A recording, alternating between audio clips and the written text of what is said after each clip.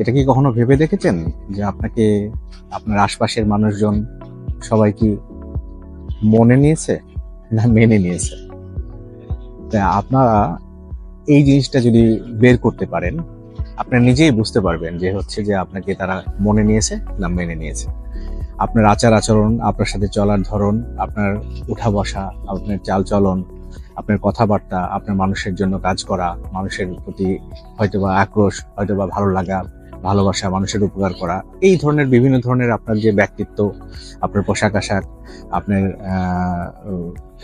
পরিবারের শিক্ষা, সবকিছু দেখেই আপনার আশপাশের মানুষজন আপনাকে হয় মনে নিয়ে ফেলে একদম মনের মধ্যে, অথবা মেনে নেয়।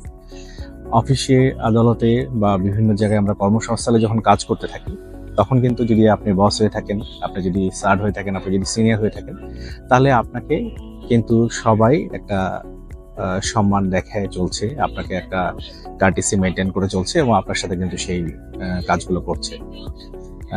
আপনাকে হয়তো স্যার বলছে, আপনাকে বস বলছে, কিন্তু আপনি একটু খেয়াল করে দেখেন যে এটা কি সে মন থেকে বলছে নাকি মেনে নিয়ে বলছে।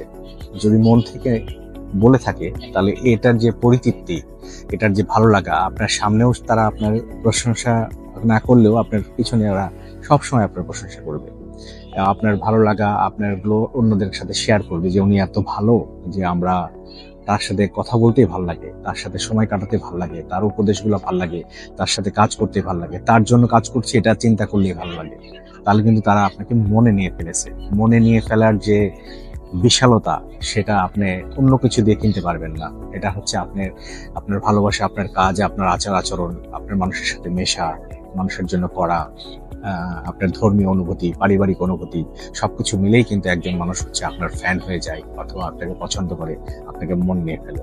তা আপনাকে মনে নিয়ে যাতে সবাই ভালোবাসতে পারে, আপনাকে সম্মান করতে পারে, ছোট হলে স্নেহ করতে পারে, সহপাঠী সহকর্মী হলে যেন আপনাকে সম্মান করতে পারে এবং আপনার সাথে চলাচল করতে পারে মন থেকে, সেটাই আপনি করার চেষ্টা করেন। তাহলে আপনার মধ্যে যদি এমন কোনো অ্যাক্টিভিটি বাকি থাকে এখনো যেগুলোর জন্য আপনি করতে পারছেন না, তাহলে সেটা আপনি অ্যাক্টিভিটি চালিয়ে দিয়ে আপনি এটা চেষ্টা করতে পারেন যে আপনি এটা মনে নিতে পারে যেন আপনাকে। মেনে নেওয়া থেকে মনে নেওয়া অনেক অনেক অনেক সক্রিয়, আপনি নিজেই বুঝতে পারবেন। আর আপনার আশপাশে সবাই দেখেন বেশিরভাগই কিন্তু আপনাকে মেনে নিয়ে চলছে।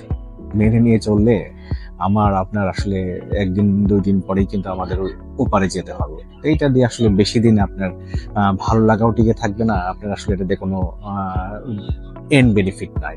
এন্ড বেনিফিট পেতে চাইলে এমন কোনো অ্যাক্টিভিটি করুন যারা আপনাকে মনে নেয়।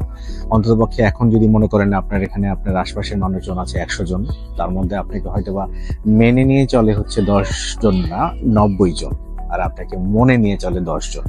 তাহলে আপনি একটা চেষ্টা করেন যে আমার মনে নেওয়ার মানুষগুলোকে আমি একটু বাড়াবো। অর্থাৎ আপনি 10 থেকে 20, 30, 40, 50, 60, 100, 200, 250 এইভাবে আপনি মনে নেওয়ার সংখ্যা বাড়িয়ে যান এবং হচ্ছে মেনে নেওয়ার সংখ্যা কমায় যান।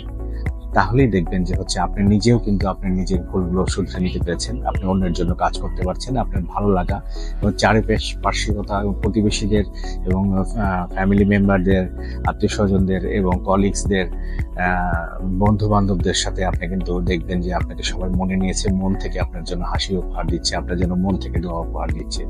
সবাই মনে নিয়ে থাকুন, মনকেই প্রাধান্য দিন। ভালো থাকবেন। আসসালামু আলাইকুম।